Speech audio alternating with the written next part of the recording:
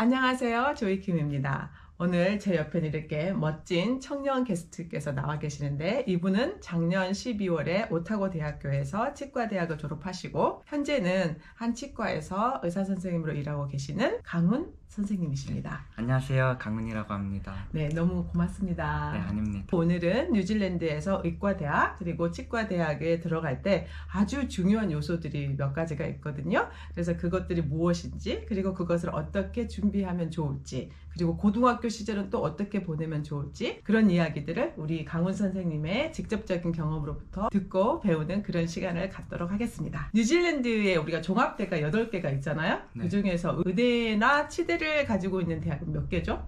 두 곳입니다. 의대를 가지고 있는 곳은 오클랜드와 오타고 두 곳이고요. 치대는 남섬에 있는 오타고 대학교 한 곳밖에 없습니다. 그럼 치과 의사가 되려면 오타고 대학을 가야 되는 거네요? 네. 아, 그래요? 1학년으로 들어가는 거는 무조건 오타고에서 헬스 사이언스를 하셔야 되고요.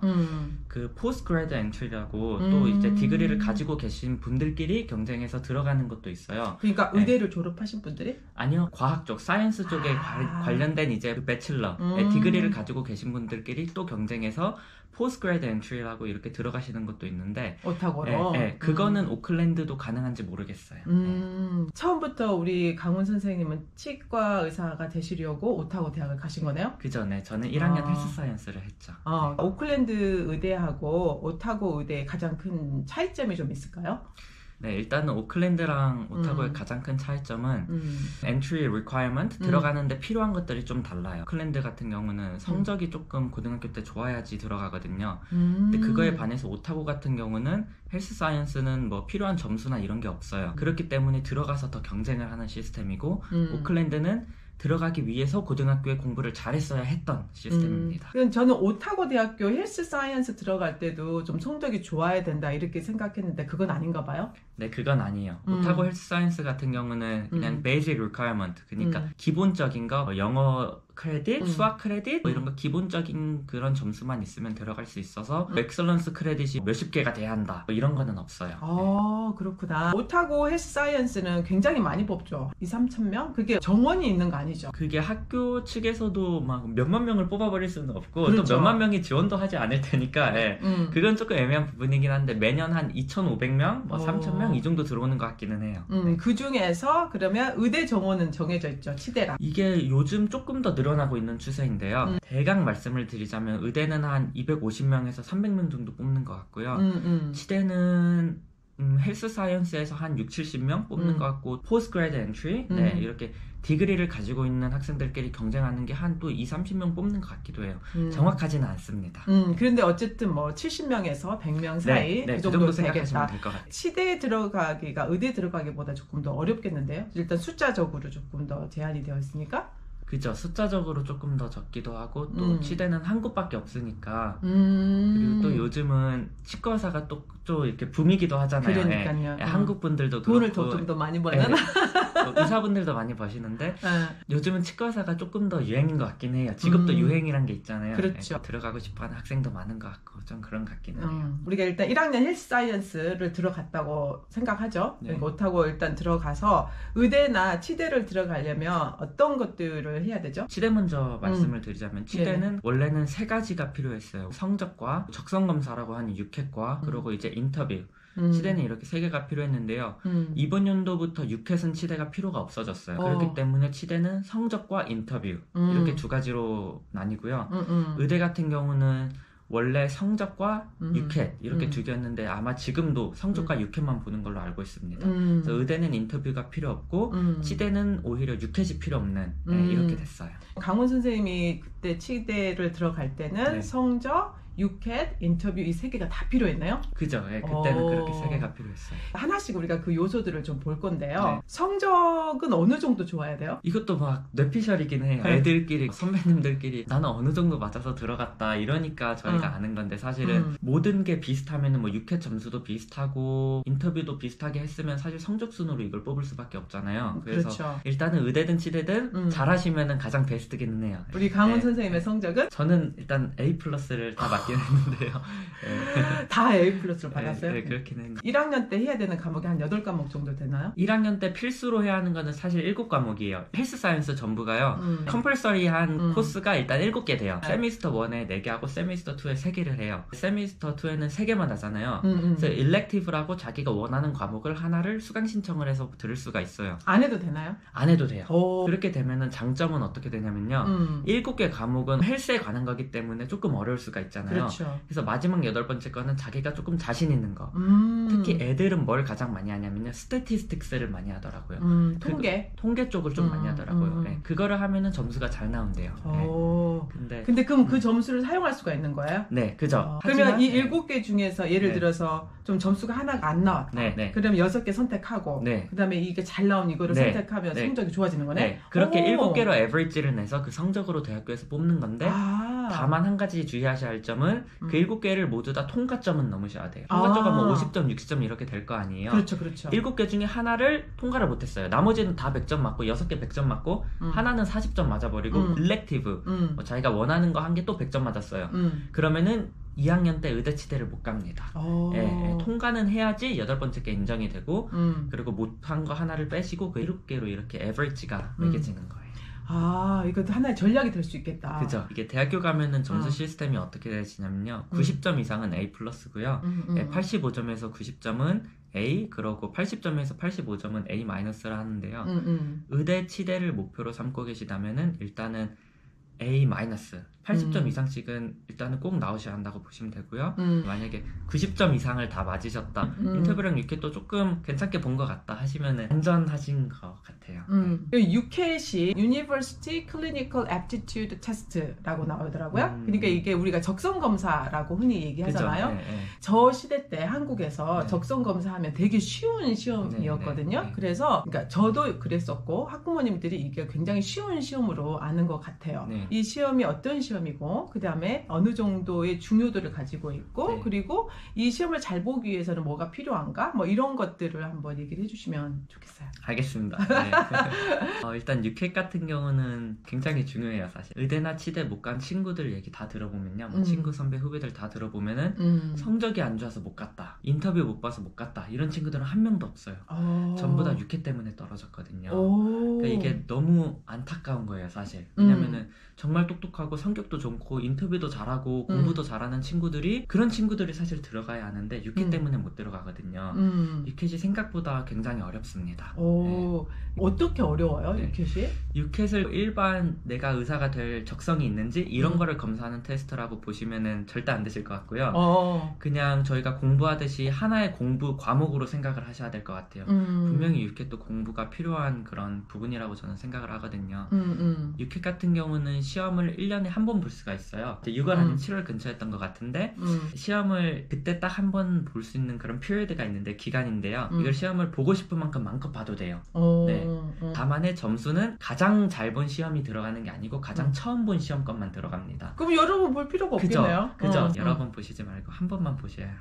그러니까 이게 이제 헬스 사이언스 할 때 그 1학년 때 그때는 한 번만 보면 될 것 같고 근데 그 이전에도 볼 수 있나요? 그럼 13학년 때나 뭐 그죠. 그 이전에도 볼 수 있기 때문에 의대나 치대에 꿈이 있으신 분들은 꼭 인터넷에 가면은 공부 자료 많이 나오거든요. 일단 유료 버전도 있고 무료 버전도 있는데 처음부터 돈 내는 건 안 하셔도 될 것 같고요.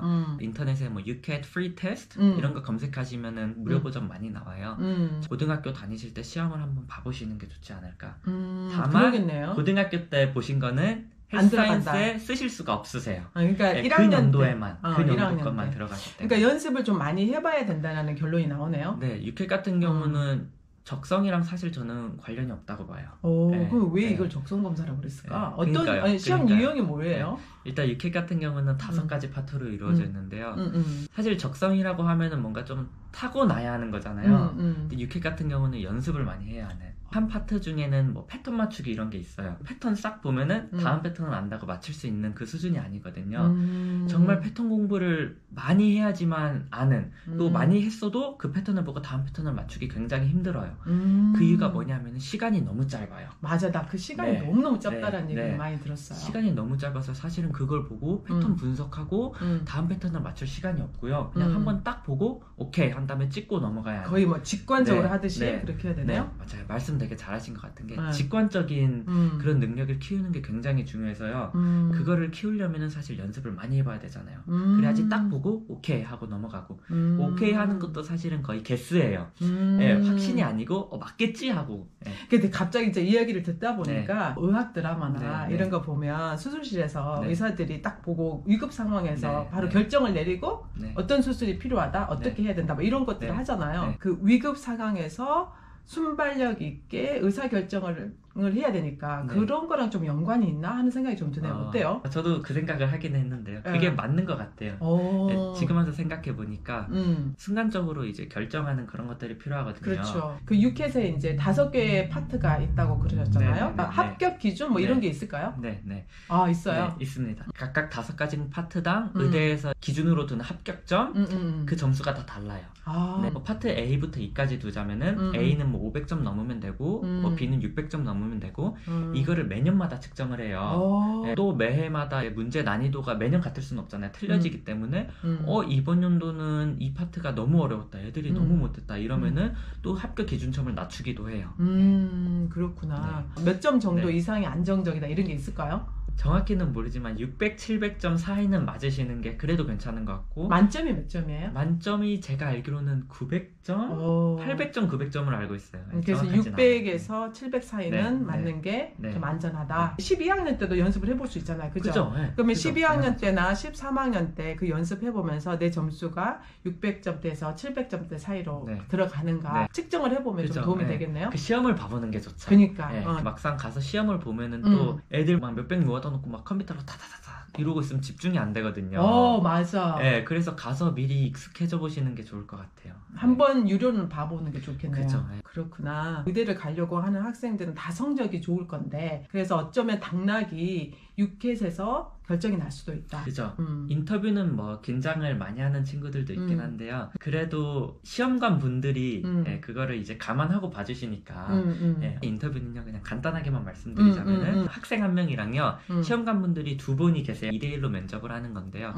시간은 한 5분에서 10분 정도 이렇게 하는 것 같고 질문은 한 3가지 정도 물으시는 것 같아요. 오타고 dentistry interview question 이렇게 검색하시면 리스트가 나오고 이러거든요. 근데 실제로 그런 것들 정말 많이 물어봐요. 이상한 거 안 물어보고요. 왜 치대 가고 싶니? 그렇지. 진짜 너의 장단점이 뭐니? 뭐 이런 것도 물어보고. 그게 제일 중요할 것 같긴 해. 어땠어요? 우리 강훈 선생님은 인터뷰 보실 때? 저는 인터뷰 상당히 재밌게 봤는데요. 아, 그래요? 인터뷰는 그게 참 중요한 것 같아요. 너무 긴장하지 말고 또 너무 외워서 가시면 안 됩니다. 맞아. 외워서 하는 거 티나. 말을 잘한다는 사람이라기보다는 좀 침착한가? 얘가 너무 막 떠나? 이런 거를 좀 보시기 때문에 너무 외워가면은 그 단어 하나 까먹으면 거기서 멘붕 오잖아. 또 멘붕 와버리잖아요. 그러니까 너무 외워가지 마시고 리스트 오브 퀘스천 그거 보시고 나는 이런 식으로 좀 얘기를 해야겠다. 요점만? 네, 요점만. 살짝 제가 팁을 하나 드려도 괜찮을까요? 그럼 더 좋죠. 환영입니다.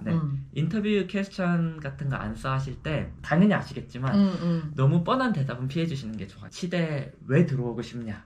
이걸 가장 많이 묻는 질문인데요.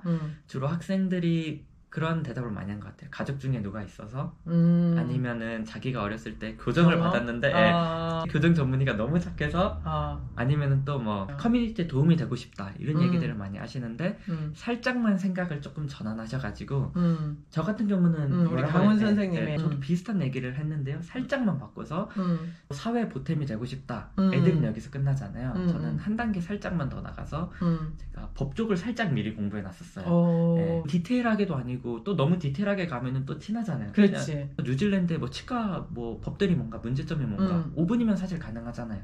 호주랑 비교해봤을 때 큰 차이점은 호주는 뭐 어른들도 이렇게 치과 펀딩이 되고 그러는데 뉴질랜드는 사실 언더 18, 18살 아래까지만 되고 어른부터는 펀딩 시스템이 거의 없다. 그래서 내가 나중에 치과 협회에서도 조금 영향을 미칠 수 있는 위치가 오면은 내가 그런 법들을 계속해서 가버먼트랑 컨택트를 해서 그런 것들을 좀 바꾸려고 노력을 해보겠다. 사실 저는 진짜 딱 조금만 얘기한 거니까 되게 좋아하시는 것 같더라고요. 그랬구나. 역시 똑똑해요. 저는 한 가지 궁금한 거는 우리나라는 이제 의대를 졸업해도 뭐 국가고시 이런 것들 보더라고요. 네. 근데 여기도 좀 그런 게 있나요? 의대 같은 경우는 제가 다니지 않았기 때문에 잘은 모릅니다. 치대는 제가 말씀드릴 수 있어요. 치대 같은 경우는 졸업장이 자격증이라고 보시면 됩니다. 네. 졸업장을 한 12월 달쯤에 받아요. 그때가 졸업식이거든요. 그 졸업장을 뉴질랜드에 있는 치과 의사 협회 덴틀 카운슬이라 그러는데요. 스캔해서 다큐멘트 보내면 한 달 정도 걸리거든요. 한 달 내로 자격증이 나와요. 그래서 지금 현재 일을 하고 계시는 거죠? 네. 어떠세요? 일을 이제 해보시니까? 저희 치대 같은 경우에는 사실 학교를 다니면서 실습을 하거든요. 3학년 때부터 실습을 시작해서 3, 4, 5학년 3년 일단 제가 환자를 봤기 때문에 어떻게 보면은 환자 보는 거에 좀 익숙해져 있어요. 4년째잖아요. 환자 보고 이런 거는 크게 공부하는 학생들이 걱정 안 하셔도 될 것 같고요. 학교 다니면서 익숙해지시니까 졸업해서도 애들도 일 다 잘하고 있고. 학비 비싸죠, 인터내셔널은. 치과만 얘기를 하자면요. 인터내셔널 같은 경우는 10만 불에서 11만 불 왔다 갔다 하고요. 1년에 사실 사는 비용 뭐 이것저것 하면 정말 1억 들어갑니다. 네. 헬사 때는 저는 기숙사 사시는 거를 추천하고요. 그리고 헬사 끝나고 본과 나오시면은 기숙사가 맞으시면 기숙사 계속 사시는 것도 괜찮고 나는 좀 친구들이랑 재밌게 살아보고 싶다. 그러면 플랫 나오시는 것도 괜찮아요. 헬스 사이언스 할 때는 왜 기숙사를 추천을 하시죠? 일단 헬사 같은 경우는 좀 많이 바쁘기 때문에요. 네, 기숙사 가면은 밥도 챙겨주고 뭐 방도 너무 깔끔하고. 네. 근데 그 오타고 대학교에 기숙사가 좀 여러 개 있죠. 그죠. 오타고 대학교 근처에 기숙사가 여러 개가 있는데요. 기숙사 잘 고르는 것도 정말 팁이에요. 네. 왜 그래요? 쉽게 말씀드리자면요. 어떤 기숙사는 너무 공부하기 좋은 환경을 갖춰주고요. 네, 또 그 기숙사는 또 치대 의대 들어갈 사람들만 들어가기도 하고 느낌이. 그리고 또 그 기숙사에 본과 다닐 때도 남아있으신 분들은 치대 의대 분들이 많고. 그렇기 때문에 뭔가 이게 소스가 있겠다. 그죠. 소스가 당연히 있죠. 네. 가장 추천하는 기숙사는요 세인트 마가렛이라고요. 마가렛 컬리지는요 공부 정말 하고 싶은 친구들 이 친구들이 들어가기 때문에 경쟁도 되게 심하고 기숙사 비용이 다른 기숙사보다 조금 더 비싸요. 들어가실 때 제가 듣기로는 그 레퍼런스 레터 이런 것도 받으셔야 하고요. 네. 그러니까 기숙사 들어가는 것도 어렵네요. 그죠. 거기는. 근데 기숙사가 정말 중요해요. 정말 중요해요. 그럼 이렇게 레퍼런스는 누구한테 이렇게 받아요? 조금 영향력 있으신 분들한테 받는 게 좋죠. 주변에 뭐 헬스 쪽에 일하시는 분들 거 받으면 가장 최고긴 하죠. 그러겠네. 네. 기숙사 중에요. 정말 먼 기숙사들이 있어요. 진짜 학생들이 걸어서 2-30분을 가야 하는 기숙사들이 있는데 멀다. 학교에서 그런 데는 제발 피해 주시는 게. 그리고 또 한 곳 피해 주셔야 할 곳이 있는데 제가 이름은 기억은 안 나는데요. 세인트 마가렛 컬리지 바로 옆에 얼마나 바로 옆이냐면요. 걸어서 15초 왔다 있는 건물인데요. 그 건물은 안 가시는 게. 왜? 파티를 너무 많이 하고요. 네, 이게 참 신기해. 내려오는 전통이 무서워. 네, 파티 그래서? 너무 많이 하고 애들 너무 술 마시고 그러니까 공부를 하고 싶어도 막 옆방에서 파티를 해버리면 공부를 할 수가 없거든요. 그렇기 때문에 기숙사 정말 중요해요. 그러면 대학교에서는 이제 어떻게 해야 될지 이제 좀 방향이 나온 것 같고 고등학교 때는 어떻게 준비를 해야 될까요? 일단은 저희가 초반에 얘기를 같이 했듯이요. 오타고 헬사 같은 경우는 고등학교 때 기본적인 영어 수학, 그 Numeracy Literacy Credit만 있으면은 그 들어갈 수 있거든요. 부모님들이 가장 헷갈려 하시는 게 뭐냐면요. 크레딧은 뭔지 또 Numeracy Literacy Credit은 뭔지 이런 걸 많이 헷갈려 하시는데요. 수학과 영어를 해야지만 딸 수 있는 크레딧들이 아니고요. 다른 과목에서도 딸 수 있어요. 그 과목에 Numeracy Literacy Credit만 있는지 보시면 될 것 같아요. 네. 그거를 그냥 어치브드만 받아도 되는 걸까요? 네, 그죠. 네. 근데 이제 만약 어치브드만 받고 대학을 갔는데 1학년 때 그러면 좋은 성적 받기가 되게 어렵잖아요. 그죠. 그것도 맞아요. 의대나 치대를 가려고 목표하는 학생들은 그냥 좀 잘해야 되겠네요. 그죠? 엑셀런트도 좀 받고. 그죠. 잘하는 게 가장 베스트죠. 들어온 애들 얘기 들어보면 고등학교 때 그래도 공부 좀 잘했던 친구들이 굉장히 많은 것 같아요. 만약에 고등학교에서 공부가 원활하시다면요. 영어는 좀 힘드셔도 과학은 3가지 다 하시는 걸 추천드려요. 만약에 3가지를 다 안 하고 계시다면요. 지금 집에서라도 혼자 독학하시는 게 사실 그 3개밖에 없어요.